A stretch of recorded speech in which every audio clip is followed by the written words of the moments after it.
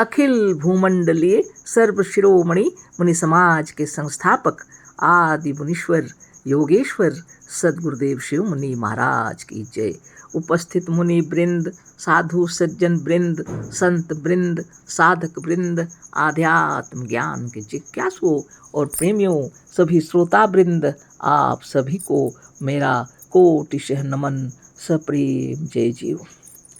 आध्यात्मिक चर्चा चल रही है और हम लोग सदगुरुदेव शिव मुनि महाराज रचित ग्रंथ वेदांत सिद्धांत के अंतर्गत अध्याय 17 पर चर्चा कर रहे हैं, आत्मा का अपूर्व बल। और सदगुरुदेव हम लोग को बतला रहे हैं कि वास्तव में आत्मा का अपूर्व बल है ना। और हम आगे पढ़ते हैं, है ना। संसार की उन्नति का मूल मंत्र वेदांत है। यूरोप, रूस और अमेरिका वाले इस ज्ञान को वेदांत नहीं कहते। वह यह नहीं जानते कि इसका नाम वेदांत है, पर उनकी उन्नति भी इन्हीं बातों और ज्ञान से हुई है। सदगुरुदेव शिव मुनि महाराज की जय। गुरुदेव कह रहे हैं, संसार की उन्नति का मूल मंत्र वेदांत है। यूरोप, रूस और अमेरिका वाले इस ज्ञान को वेदांत नहीं कहते। वो क्या वो वेदांत का अर्थ ही नहीं जानते, वेदांत का शब्द भी नहीं मालूम, इसलिए वो नहीं जानते, लेकिन करते हैं कर्म, है ना। वह यह नहीं जानते कि इसका नाम वेदांत है, पर इनकी उन्नति भी इन्हीं बातों और ज्ञान से हुई है। यूरोप, अमेरिका और रूस वाले इंजील के अनुसार नहीं चलते, बिना जाने उनकी स्वाभाविक प्रवृत्ति वेदांत की ओर है और यही उन्नति का कारण है ना। वो इंजील के अनुसार नहीं चलते। रूस, अमेरिका, यूरोप वाले इंजील के अनुसार नहीं चलते, लेकिन अनजाने ही वो वेदांत की ओर चल रहे, उनकी प्रवृत्ति है, उनकी स्वभाव है, और वो अपने उन्नति का कारण वही है। गुरुदेव बता रहे हैं, बात यह है कि यह आत्मज्ञान स्वावलंबन सिखलाता है, ईश्वरावलंबन नहीं, है ना। ये लोग स्वावलंबी हैं, अपने कर्म करते हैं, मेहनत करते हैं, है ना। वो इंजील के अनुसार नहीं चलते। वो वास्तव में अज्ञात शक्ति से वो वेदांत पर चल रहे हैं, इसीलिए उनकी उन्नति हो रही है, वो स्वावलंबी है ना। सदगुरुदेव कह रहे हैं, बात यह है कि यह आत्मज्ञान स्वावलंबन सिखलाता है, ईश्वरावलंबन नहीं। स्वावलंबन ही आत्मबल और बुद्धि का देने वाला है ना। आप जब स्वावलंबी होते हैं तो आपके भीतर में आत्मबल प्रज्वलित होती है ना, तेजस्वी हो जाती है बुद्धि भी।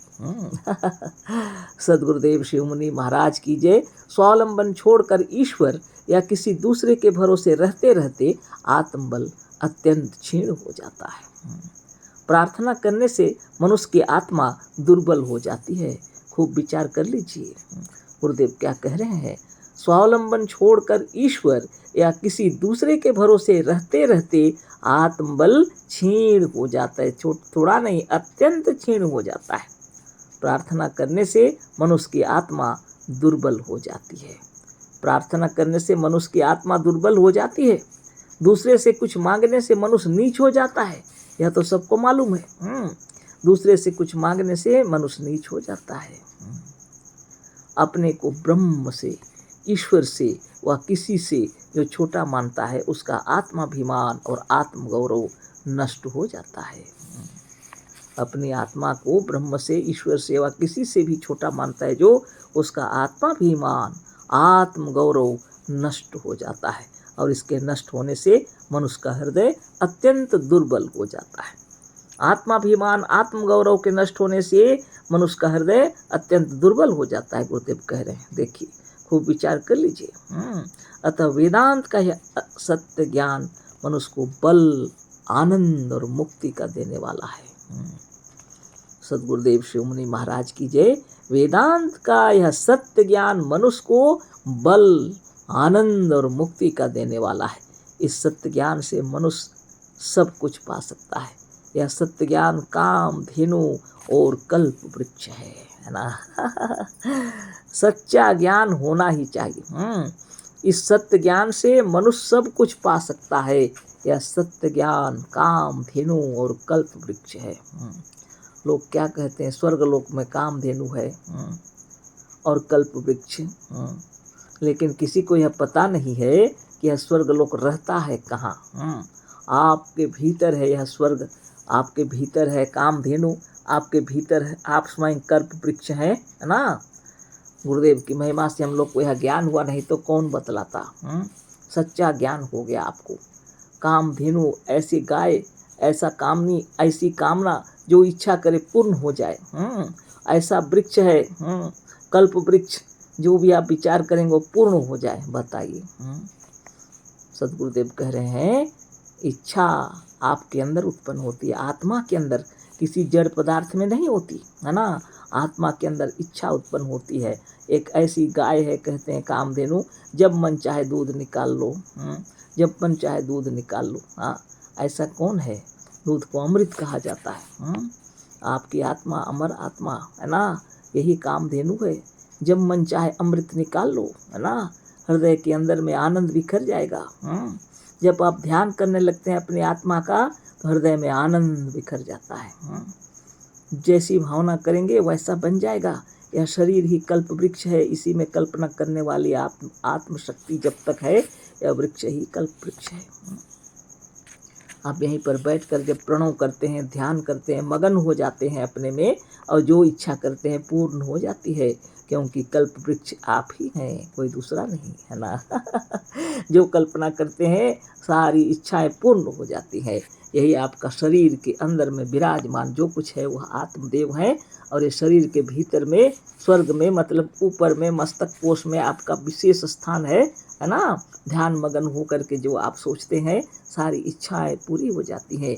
यही सत्य ज्ञान है। आत्मा ही सत्य है, परम सत्य है। यही आत्मा ही कामधेनु है, यही आत्मा ही कल्प वृक्ष है। जब तक आप शरीर में हैं, जब तक आप जीवित हैं, आप शुभ भावना ही करते रहिए।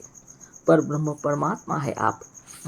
किसी के सामने गिड़गिड़ाना, नाक रगड़ना, अपने को दीनहीन समझना, अपने को पापी समझना, यह सब बहुत गलत है। गुरुदेव बोले यही पाप है। वास्तव में आप पर ब्रह्म परमात्मा है, साक्षात ईश्वर है, ब्रह्म है साक्षात। और अपने आप को जब ब्रह्मत्व से पूर्ण कर लेंगे तो आत्मबल, मनोबल, ज्ञान बल, योग बल बढ़ जाएगा, है ना। सदगुरुदेव शिवमुनि महाराज की जय। किसी कामधेनु को और कल्प वृक्ष को स्वर्ग की महिमा के साथ आप यदि ढूंढना चाहते हैं तो प्रणव ध्यान, प्राणोपासना के साथ अपने भीतर में जो आप भावना करेंगे समस्त इच्छाएं पूरी होंगी। आगे पढ़ते हैं। आत्मा से अलग कोई दूसरा सृष्टिकर्ता ब्रह्म या ईश्वर है, इसका कोई प्रमाण नहीं है।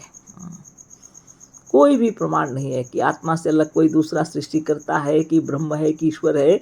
इसका कोई प्रमाण नहीं है। वास्तव में आत्मा में ही सृष्टि के रचने की शक्ति है, और सृष्टि व संसार इसी आत्मा की कल्पना है।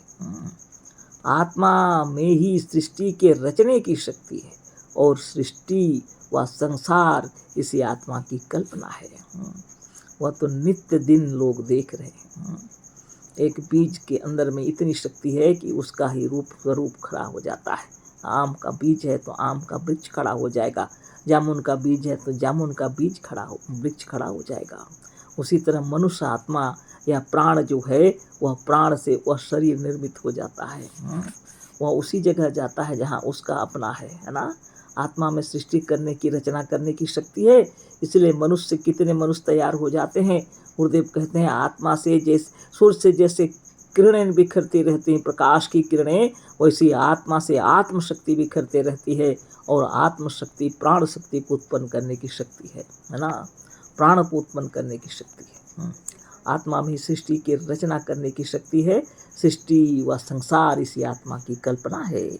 गुरुदेव की महिमा से सकल विश्व संसार दृष्टिगोचर हो रहा है आपकी महिमा से। आपकी आत्मा में सकल सृष्टि को रचने की सामर्थ्य शक्ति आपके अंदर में। आंख बंद करके ध्यान मगन हो जाएं तो अपने में सिमट जाएं। आंख खोल के बाहर देखें तो सारी दुनिया दिखती है।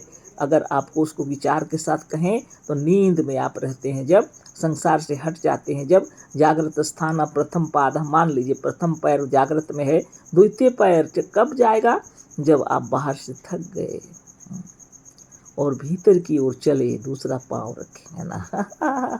स्वप्न के संसार में, है ना। और फिर जब आगे बहुत गहरी नींद में चले गए तो तीसरे पांव में चले, तीसरा पांव रखें। और अगर ध्यान मगन हो के साधन कर रहे हैं तो इन सबको लांघ के चौथे में चले जाते हैं। जागृत स्वप्न सुषुप्ति को लांघ के चौथे में चले जाते हैं। वह चौथा पांव है आपका, वहाँ समाधिस्थ हो जाते हैं, स्वरूपस्थ हो जाते हैं और समस्त संसार की जितने रहस्य हैं खुल जाते हैं आपके सामने। स्वर्ग नरक सृष्टि सब कुछ है ना। तब आपको पता चलता है कि आप ही कामधेनु है और आप ही कल्प वृक्ष है ना। आत्मा से अलग कोई दूसरा सृष्टिकर्ता ब्रह्म या ईश्वर है ऐसा है ही नहीं। कल्पना करने वाली शक्ति आत्मा के अंदर है ना। गुरुदेव कह रहे हैं गताध्यायों में हम खूब समझा दिए हैं, कहते हैं इस बात को। इसे हम गत्याध्यायों में बड़े विस्तार के साथ सिद्ध कर चुके हैं। गत अध्यायों में सिद्ध किया जा चुका है कि द्वैतवादी ईश्वर को सिद्ध नहीं कर सकते। जो अपने को अलग और ईश्वर को अलग मानते हैं वो द्वैतवादी कहलाते हैं। वो कभी भी सिद्ध नहीं कर सकते ईश्वर को। ईश्वर को अद्वैतवादी ही सिद्ध करते हैं। और यदि संसार में एक ही तत्व है तो वह आत्मा है। अगर संसार में एक ही तत्व है तो गुरुदेव कह रहे हैं वो आत्मा है। इससे अलग कोई वस्तु नहीं जिसे हम ईश्वर कहें। इससे अलग कोई वस्तु नहीं जिससे हम ईश्वर कहें। ईश्वर का अस्तित्व है तो वह यही आत्मा है। ईश्वर का यदि अस्तित्व है तो वह यही आत्मा है। वह इससे अलग नहीं है, अतः आत्मा ही ईश्वर है। जितनी आत्माएं आपको दिखाई पड़ रही हैं, जितने शरीर आपको दिखलाई पड़ रहे हैं, सब अपना अपना रूप लेकर के खड़े हैं। अनंत कोटि कोटि आत्मा है। लोग तो कहते हैं ईश्वर तो एक ही है। लड़ाई झगड़े खूब करते रहते हैं, अपना अपना ग्रुप अपना अपना धर्म बना बना के रखे हैं। लेकिन सद्गुरुदेव शिवमुनि महाराज कह रहे हैं प्रत्येक आत्मा की महिमा अपार है। प्रत्येक आत्मा की महिमा को समझिए। आम के अंदर में आम के वृक्ष को उत्पन्न करने की शक्ति है, आम के बीज में। तो मनुष्य आत्मा के शरीर जो बना हुआ है, इस मनुष्य आत्मा के प्राण में शरीर को बनाने की सामर्थ्य है ना। लेकिन वातावरण वायुमंडल उनके अनुसार चलना पड़ता है। जब आप संसार में आना चाहेंगे तो माँ के गर्भ में जाना पड़ता है। माँ के गर्भ में जाने के लिए पहले इस शरीर को छोड़ना पड़ता है ना। नया शरीर धारण करने के लिए कोई दुकान में नहीं मिलेगा, सीधे ही जाना पड़ेगा माँ के गर्भ में। जाने से पहले शरीर को छोड़ना पड़ेगा जो यहाँ इस शरीर में अभी विराजमान है। नया शरीर चाहिए तो इस शरीर को छोड़ना पड़ता है। तो माँ के गर्भ में जाएंगे तो नवीन शरीर तैयार हो जाएगा, है ना। लेकिन लोग सबको बेवकूफ़ बना रहे हैं और कह रहे हैं क्या कि मनुष्य जब मरेगा तो भगवान उसको पाप पुण्य का हिसाब किताब करके 84 लाख योनियों में से मनुष्य आत्मा दिए हैं। यदि हो सके पाप करेगा तो फिर उसको किसी जीव जंतु में दे देंगे, दूसरे जीव जंतु में जन्म ले लेगा। गलत बातें हैं, कभी नहीं होता ऐसा। यह आत्मा कभी किसी से किसी काल में नहीं मिलती है। इसका अपना स्वरूप हमेशा बना रहता है, इसका अपना व्यक्तित्व हमेशा रहता है, वह कभी खंडित नहीं होता। यह अखंड है ना। आत्मा से बढ़कर कोई शक्ति नहीं। यही ब्रह्म है, यही ईश्वर है, यही सृष्टि करता है और इसी का अस्तित्व है। जितनी आत्माएं हैं सभी ब्रह्म है ना। साक्षात ब्रह्म है। सद्गुरुदेव शिवमुनि महाराज की जय। और आप स्वयं ब्रह्म है। आप हैं तो संसार है, आप नहीं हैं तो कुछ भी नहीं है। इसलिए अपनी महिमा को जानिए और आत्मबल, मनोबल, ज्ञान बल, योग बल बढ़ाने के लिए नित्य योगाभ्यास कीजिए, प्रणव और प्राणायाम कीजिए, अपने ब्रह्मत्व को याद कीजिए, अपना ही ध्यान कीजिए, है ना। सद्गुरुदेव शिवमुनि महाराज की जय। कल फिर चर्चा करेंगे। अशेष धन्यवाद। कोटि सह नमन। सप्रेम जय जीव। सद्गुरुदेव शिवमुनि महाराज की जय।